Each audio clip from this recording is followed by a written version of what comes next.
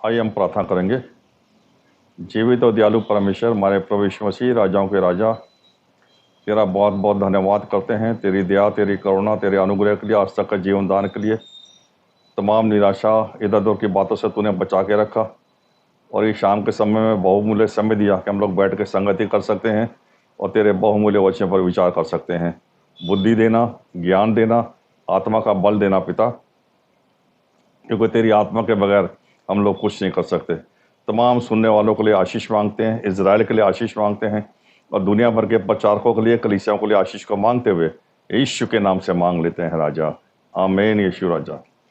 प्रभु यीशु मसीह का हम लोग एक बार फिर से बहुत बहुत धन्यवाद करते हैं आज के इस बहुमूल्य समय के लिए कि परमेश्वर ने हम पर रहम किया, अनुग्रह किया और मैं और आप परमेश्वर के वचनों पर विचार कर सकें।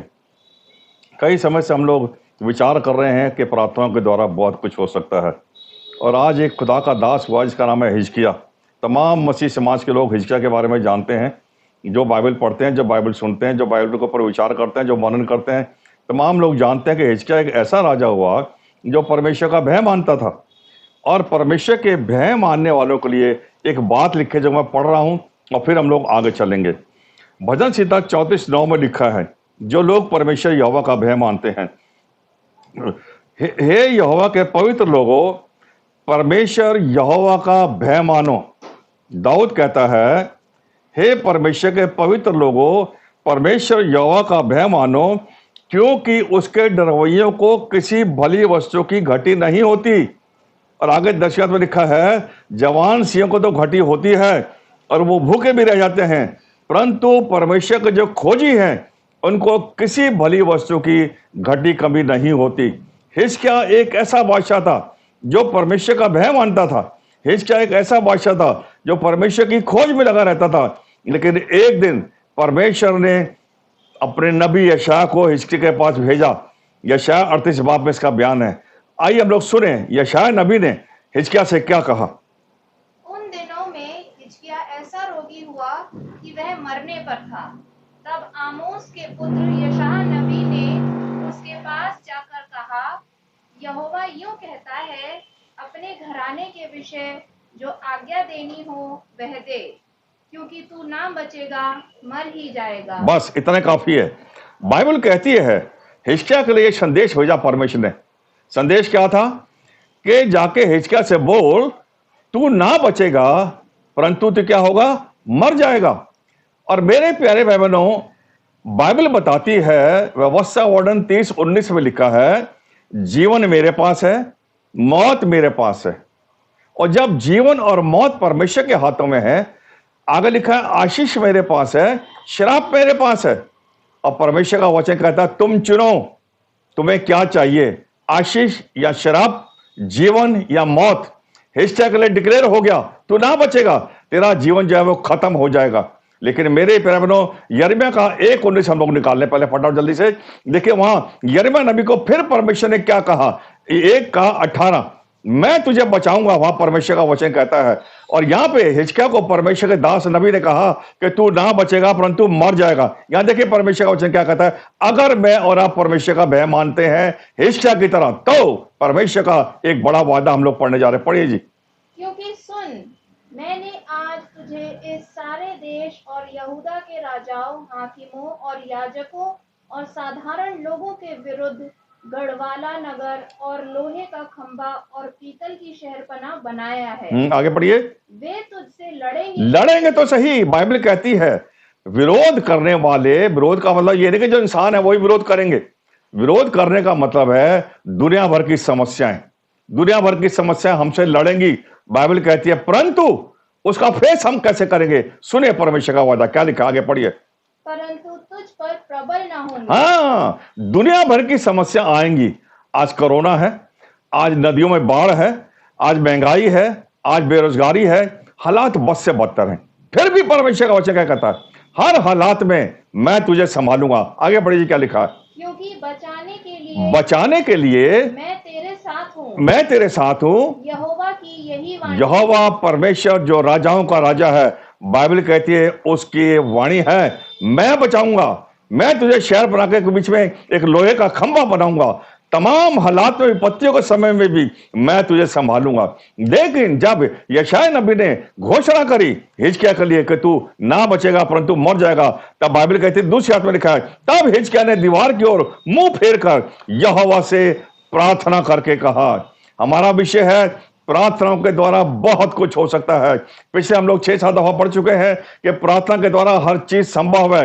बाइबल बताती है, मरकुस 1:35 में लिखा है, और प्रभु यीशु मसीह सारा दिन सुसमाचार का प्रचार करता रहता और रात को जंगल में निकल जाता ताकि प्रार्थना में अपनी पूरी रात को व्यतीत करे। मत्ती 26:42 में लिखा है, जब प्रभु यीशु मसीह क्रूस पर जाने वाले थे तो गसमनी बाग में प्रभु यीशु मसीह ने अपने चेलों से कहा, जागते रहो और निरंतर प्रार्थना करते रहो ताकि परीक्षा में ना पड़ो। आत्मा तो तैयार है परंतु इंसान शरीर कमजोर है। वहां भी प्रभु यीशु मसीह ने गसमनी बाग में जब क्रूस पर जाना था तो इस बात को सिखाया, निरंतर प्रार्थना में रहकर अपने जीवन को व्यतीत करना है। बाइबल कहती है, मैं तुम्हें बचाऊंगा, मैं तुम्हें बचाऊंगा, मैं तुम्हें सहारा दूंगा, मैं तुम्हें सुरक्षा दूंगा, मैं तुम्हें विपत्तियों से बचाऊंगा। और यहां परमेश्वर का वचन कहता है, जैसे ही घोषणा हुई हिजकिय्याह के लिए, तो यहां पर दूसरी आयत में लिखा है, तब हिजकिय्याह ने दीवार के ओर मुंह फेर कर यहोवा से प्रार्थना करके कहा। क्या कहा? पढ़िए जी आगे क्या कहा। हे यहोवा, मैं विनती करता हूँ, स्मरण कर कि मैं सच्चाई और खरे मन से अपने को तेरे सम्मुख जान कर चलता आया हूँ। हाँ, धन्यवाद करता हूं बस परमेश्वर के जीवित वचन के लिए, एक अच्छी गवाही के लिए मैं धन्यवाद करता हूं। क्या गवाही है? यहोवा, मैं विनती करता हूं, याद कर। मेरे अंदर इतना दम नहीं है कि मैं परमेश्वर यहोवा को याद कराऊं। हिजकिय्याह खुदा का दास था।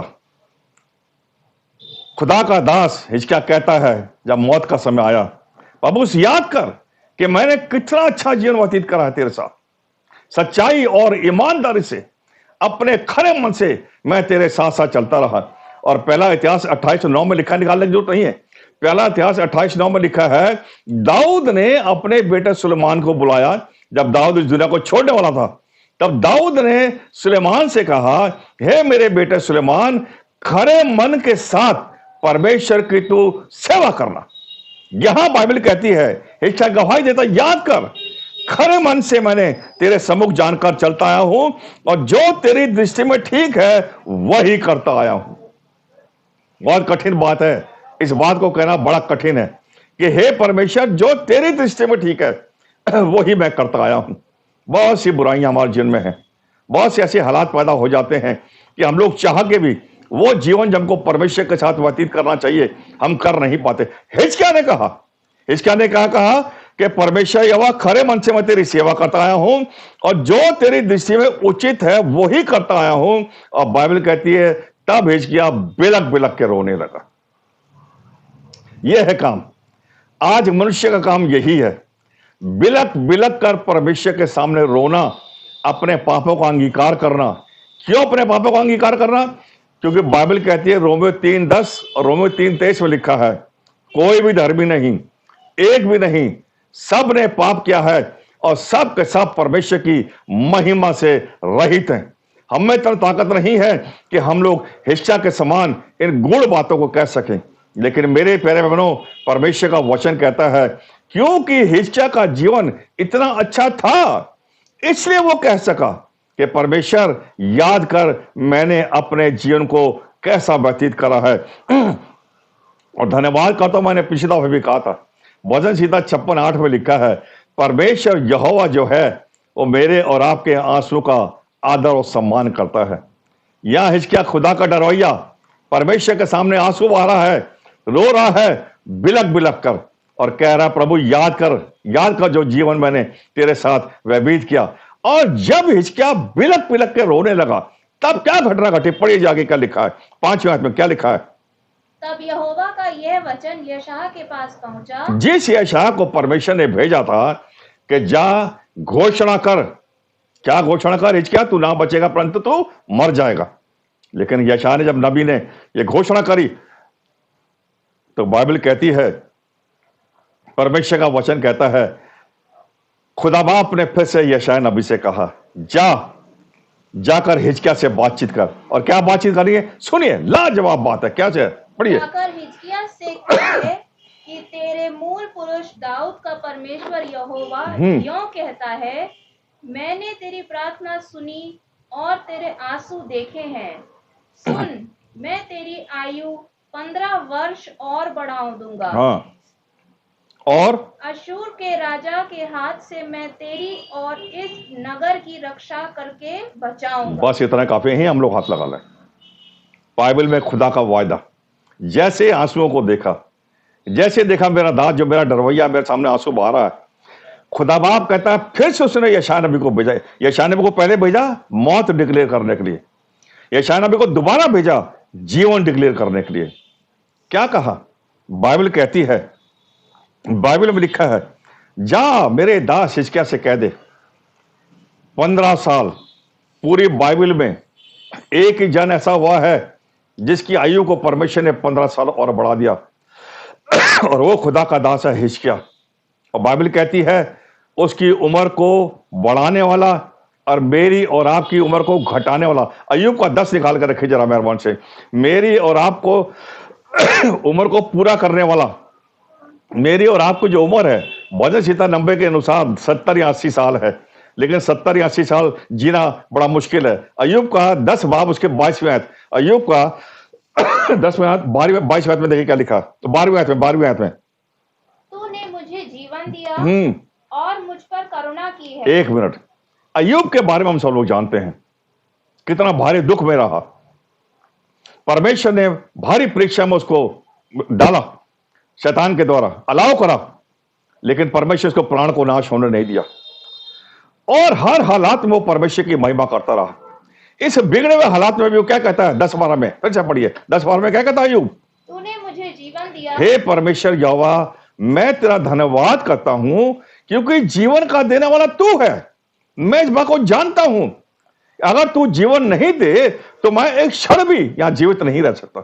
इसलिए मैं कहता हूं, अपने मुंह से अंगीकार करता हूं। क्या अंगीकार करता हूं? पढ़िए। और मुझ पर करुणा की है। फिर से पढ़िए।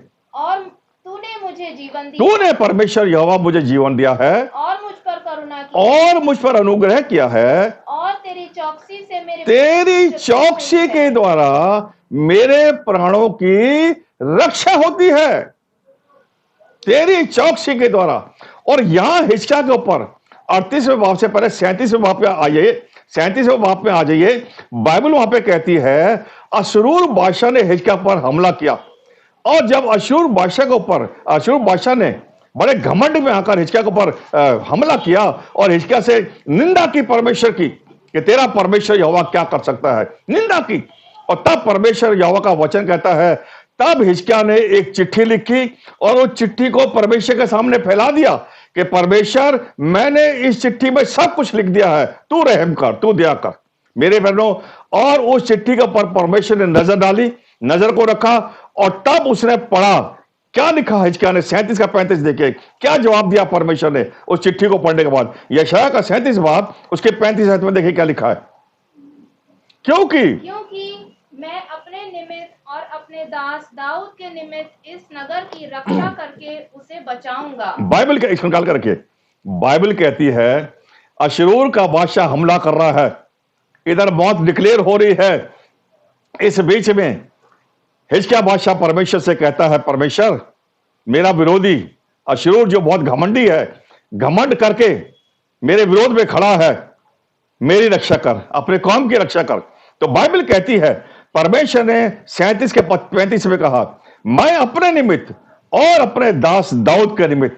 दाऊद के बारे में बाइबल कहती है प्रेरित काम 13:22 में लिखा है, प्रभु यीशु मसीह ने दाऊद के बारे में कहा, मेरा ये वो जन है जो मेरे मन के मुताबिक है, और ये वो जन है जो मेरी इच्छा को पूरी करेगा। आदर और सम्मान दाऊद को देते हुए परमेश्वर का वचन क्या कहता है, मैं अपने निमित्त और अपने दास दाऊद के निमित्त इस नगर की रक्षा करके तुझे बचाऊंगा।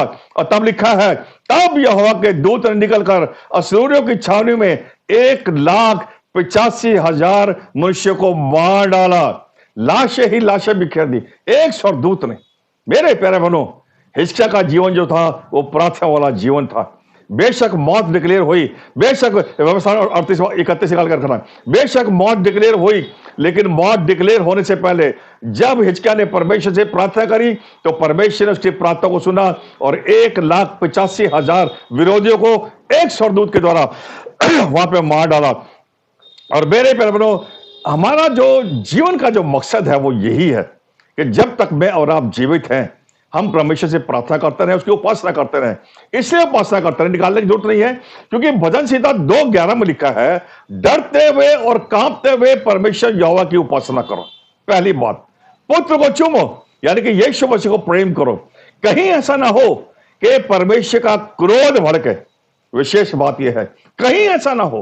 क्यों चूमे, क्यों उपासना करें, क्यों परमेश्वर के साथ साथ चले? कारण केवल एक है, कहीं ऐसा ना हो कि परमेश्वर का क्रोध भड़के और हम लोग मार्ग ही में नाश हो जाएं। मेरे प्यारों, परमेश्वर नहीं चाहता कि हम लोग मार्ग ही में नाश हो जाएं। परमेश्वर चाहता है कि हम लोग जीवित रहें। परमेश्वर चाहता है कि हिजकिय्याह भी जीवित रहे। परमेश्वर चाहता है कि इस्राएली कौम जीवित रहे, एक एक इंसान जीवित रहे, क्योंकि दूसरा पतरस 3:10 में लिखा है, परमेश्वर नहीं चाहता कि हम में से एक भी आत्मा नाश हो। परमेश्वर चाहता है कि सब के सब लोग मन फिराएं, तौबा करें, प्रार्थना वाला जीवन व्यतीत करें और परमेश्वर के साथ साथ चलें, ताकि हम लोग परमेश्वर के राज्य में प्रवेश कर सके। और जब मैं और आप प्रार्थना वाला जीवन व्यतीत करेंगे, तो आखिरी बात मैं कह रहा हूं, व्यवस्था का वर्णन 31 बाब उसकी 8वीं आयत देखिए, वहां पे क्या लिखा है। जल्दी से हम लोग पढ़ेंगे, फिर हम लोग प्रार्थना करेंगे। और तेरे आगे और तेरे आगे आगे चलने वाला यहोवा है, वह तेरे संग रहेगा और ना तो तुझे धोखा देगा और ना छोड़ देगा। एक मिनट,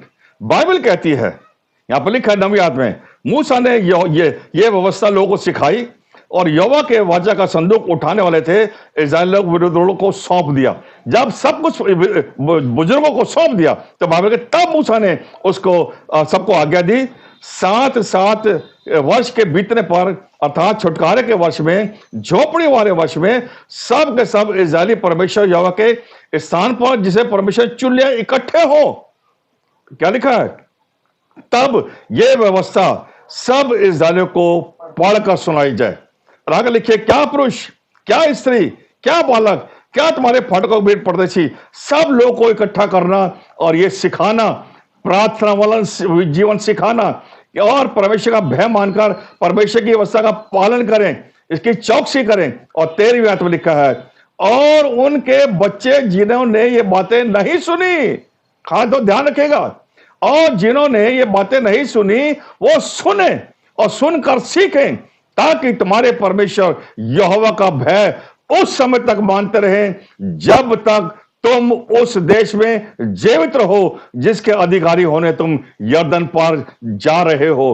परमेश्वर चाहता है कि मैं और आप जब तक जीवित हैं, उठते बैठते चलते फिरते परमेश्वर की महिमा करें और परमेश्वर के साथ प्रार्थना वाला जीवन व्यतीत करें।